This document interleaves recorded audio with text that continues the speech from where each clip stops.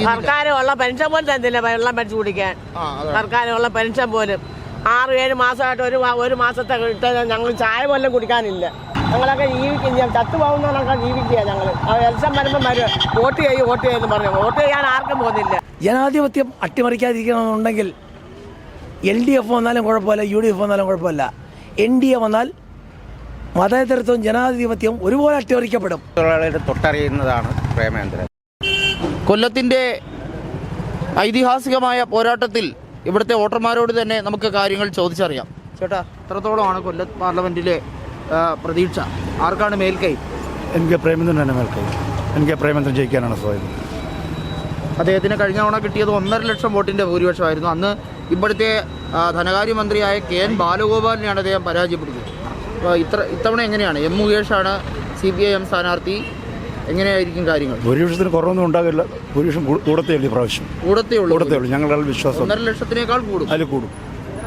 അദ്ദേഹത്തിന്റെ മൊത്തത്തിലുള്ള പാർലമെന്ററി പെർഫോമൻസിനെയാണല്ലേ എല്ലാവരും വിലയിരുത്തുന്നത്. മികച്ച പാർലമെന്ററിയല്ല അങ്ങനെ.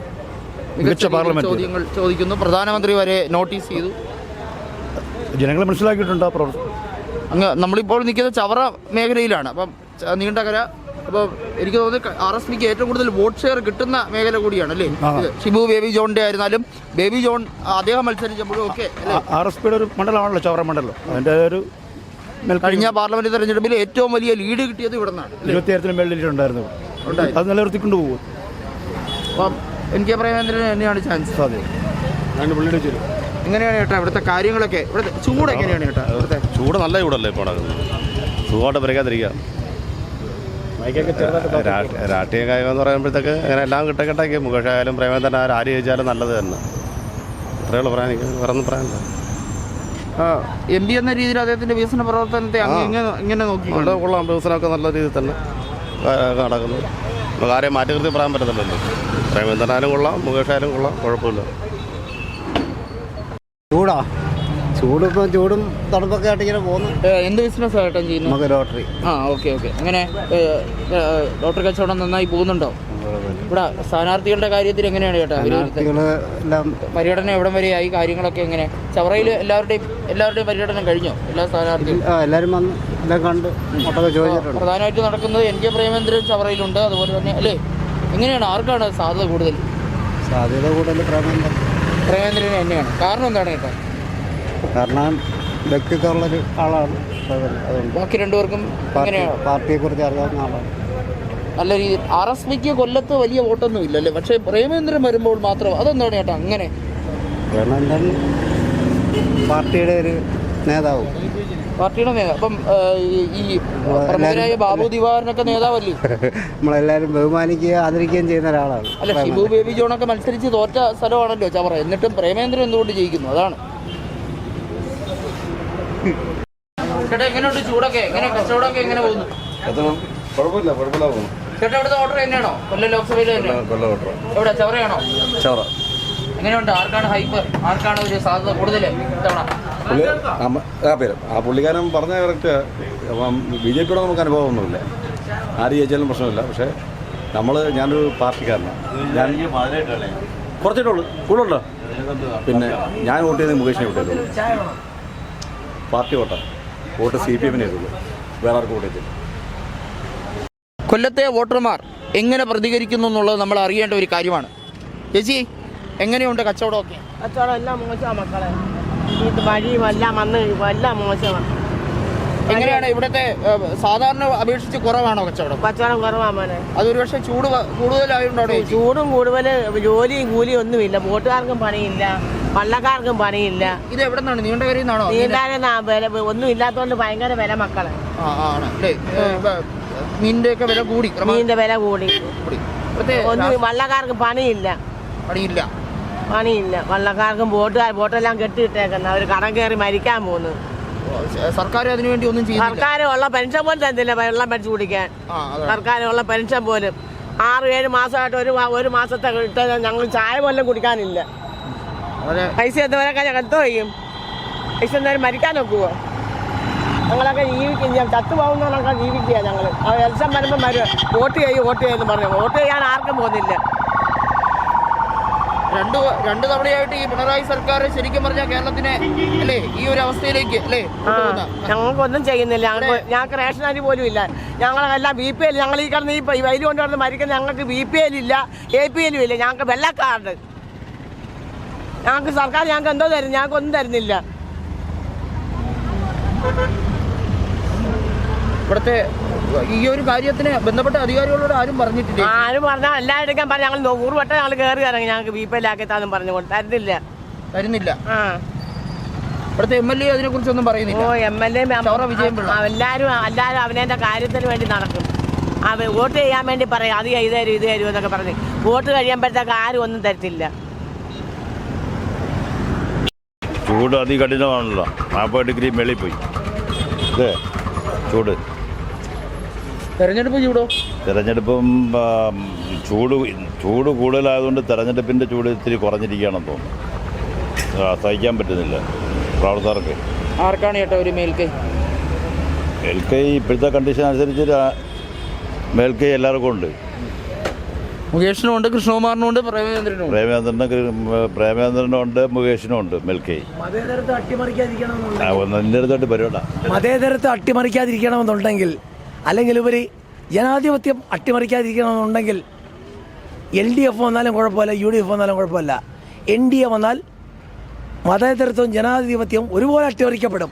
കാരണം എന്തെന്നാൽ അവരുടെ ലക്ഷ്യം മറ്റൊന്നാണ്. അത് കേരള മണ്ണിൽ നടപ്പാകില്ല. എന്നെപ്പോലുള്ളവർ ജീവിച്ചിരിക്കുകയാണെങ്കിൽ ഈ കേരള മണ്ണിൽ ഒരു കാരണവശാലും നടപ്പാക്കാൻ പാടില്ല. ഉള്ളിൻ്റെ ഉള്ളിൽ ജീവൻ്റെ തുണിപ്പക്കൽ ഉണ്ടെങ്കിൽ അതിനനുവദിക്കത്തില്ല. അത്രേ പറയാനുള്ളൂ. നിങ്ങൾ ക്ലോസ് ചെയ്തോ. തെരഞ്ഞെടുപ്പൊക്കെ നടന്നുകൊണ്ടിരിക്കുന്നത് കുഴപ്പമൊന്നുമില്ല, പോകുന്നു. പിന്നെ എന്തുകൊണ്ടില്ല നിങ്ങൾ ഏത് ചാനലിൽ വന്നിരിക്കുന്നത്? നല്ല വാർത്തയാണ്. ഇവിടെ ആർക്കാണ് ഹൈപ്പ്, ആർക്കാണ് സാധ്യത? ഇപ്പോൾ NK പ്രേമചന്ദ്രനാണ് കൂടുതലും സാധ്യത ഉള്ളത്. കാരണം അയാൾ ചെയ്ത വികസന പ്രവർത്തനങ്ങളും പാർലമെൻറ്റിൽ പോയാലും ശക്തമായി പറയാനും അത് മനസ്സിലാക്കാനുള്ള കഴിവ് അയാൾക്കുള്ള ഒന്നാണ് അയാൾക്ക് പ്രാധാന്യമുള്ളത്.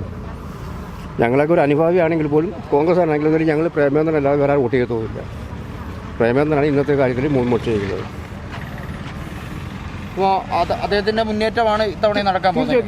കിട്ടിയ 1.5 ലക്ഷം വോട്ടിൻ്റെ ലീഡാണ്. ചിലപ്പോൾ ഇച്ചിരി ഭൂരിപക്ഷം കുറവായിരിക്കും, എന്നാലും പ്രേമചന്ദ്രൻ ജയിച്ചെന്നുള്ള ഉറപ്പാണ്.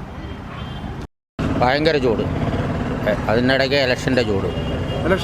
എവിടം വരെയായി? ആർക്കാണ് സാധ്യത കൂടുതൽ? ഇവിടെ സാധ്യത കൂടുതൽ പ്രേമേന്ദ്രൻ തന്നെ.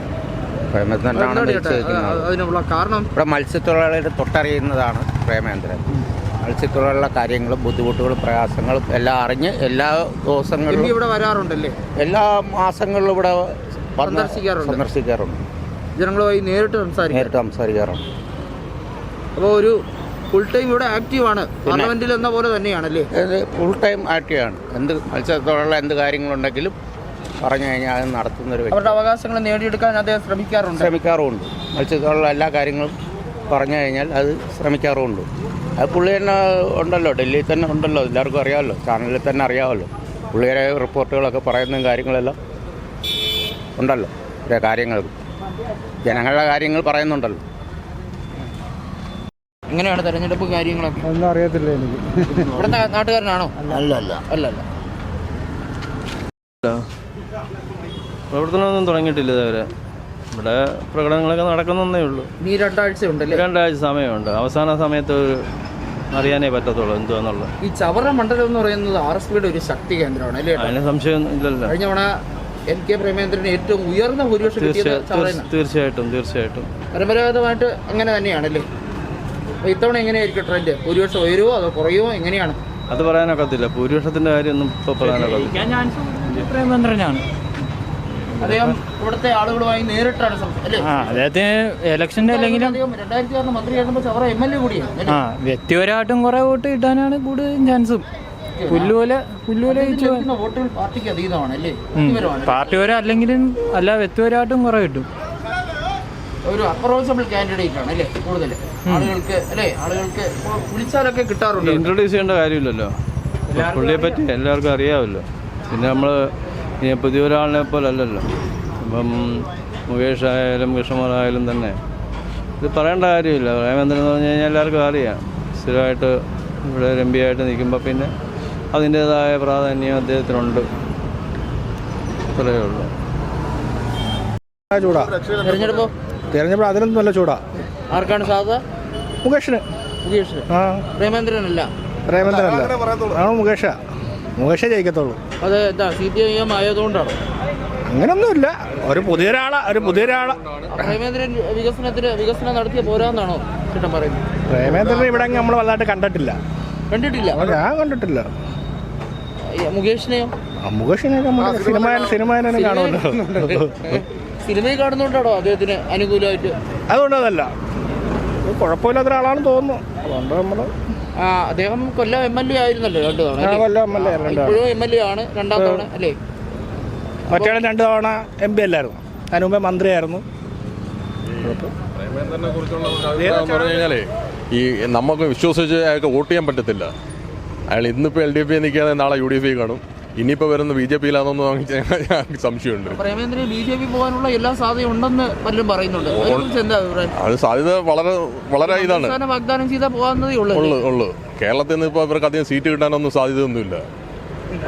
അഥവാ ഇൻ കേസ് പ്രേമേന്ദ്രൻ ജയിച്ചു പോയാൽ BJPയിലേക്ക് പോകില്ല, അല്ലെങ്കിൽ NDAയിലേക്ക്, നാഷണൽ ഡെമോക്രാറ്റിക് അലയൻസിലേക്ക് പോകില്ല എന്നൊന്നും പറയാൻ പറ്റില്ല അല്ലേ? അത് പറയാനൊക്കത്തില്ല. അവരുടെ രീതികൾ എങ്ങനെയാണെന്ന് അറിയാനൊക്കത്തില്ല. ഇനി അവർ മുൻതൂക്കം നേടിയാൽ അവരോട് പോകുമോ, BJPക്ക് മുൻതൂക്കം കിട്ടിയ BJPയോട് കൂടെ പോകുമെന്നൊന്നും അറിയാനൊക്കത്തില്ല. ഇപ്പോഴത്തേക്ക് നമ്മുടെ ഇന്ത്യയിലെ രാഷ്ട്രീയം മൊത്തത്തിൽ അറിയാമല്ലോ. ഇവിടുത്തെ വോട്ടർമാർ കുഴയും. അവർക്ക് എങ്ങോട്ട് മാറണമെന്നല്ലേ? ഇപ്പം ഞങ്ങൾക്കൊക്കെ എന്ന് പറഞ്ഞാൽ ഞങ്ങൾക്കൊക്കെ ഒരു പാർട്ടിയുണ്ട്. ഞങ്ങൾ ആ പാർട്ടിയിൽ ഞങ്ങൾ ഉറപ്പായിട്ട് വോട്ട് ചെയ്തിരിക്കും. ഏത് പാർട്ടിയാണ് ചേട്ടാ? അത് ഞങ്ങൾ ചെയ്തിരിക്കും. ശക്തമാണ്. അതൊന്നും അത് ഏത് പെരുമഴയത്തായിരുന്നാലും അങ്ങനെയാണ്. അത് ഞങ്ങൾ മാറ്റി ചെയ്തില്ല. എങ്ങനെയാണ് ഇവിടെ ചേട്ടാ, എന്ത് കച്ചവടമാണ്? എനിക്ക് ചായയുടെ പണിയുണ്ട് സൈക്കിൾ. ഇവിടെ എങ്ങനെയാണ്? ആർക്കാണ് ഹൈപ്പ്? ഹൈപ്പ് പ്രേമേന്ദ്രനെ കയറാൻ സാധ്യതയുണ്ട്. ഇത്ര വരുന്നു 100%. എന്തെങ്കിലും കാര്യം ഉണ്ടെങ്കിൽ അങ്ങനെ ഓടി വരുന്നു എല്ലാം ചെയ്യുന്നത്. അദ്ദേഹത്തിന് കിട്ടുന്ന ഈ വോട്ട് പാർട്ടി വോട്ടാണെന്ന് നമുക്ക് കരുതാൻ കഴിയില്ല അല്ലേ? അതിനപ്പുറത്തേക്ക് ഒരു വോട്ട് ഷെയർ അദ്ദേഹത്തിന് കിട്ടുന്നുണ്ട് അല്ലേ? RSPക്ക് എന്നുള്ള ഒരു രീതിയല്ല, കോൺഗ്രസ് എന്നുള്ള രീതിയല്ല, നിഷ്പക്ഷരായവരുടെ ഒരുപാട് വോട്ട് അങ്ങനെ തോന്നുന്നുണ്ടോ ചേട്ടന്? കഴിഞ്ഞ 1.5 ലക്ഷം വോട്ടിനാണ് ജയിച്ചത്. ചെറിയ ഭൂരിപക്ഷം അല്ല. അങ്ങനെയുള്ള എന്തായാലും ചെയ്യുന്നത്, ബാക്കിയെല്ലാം കണക്കാണ്.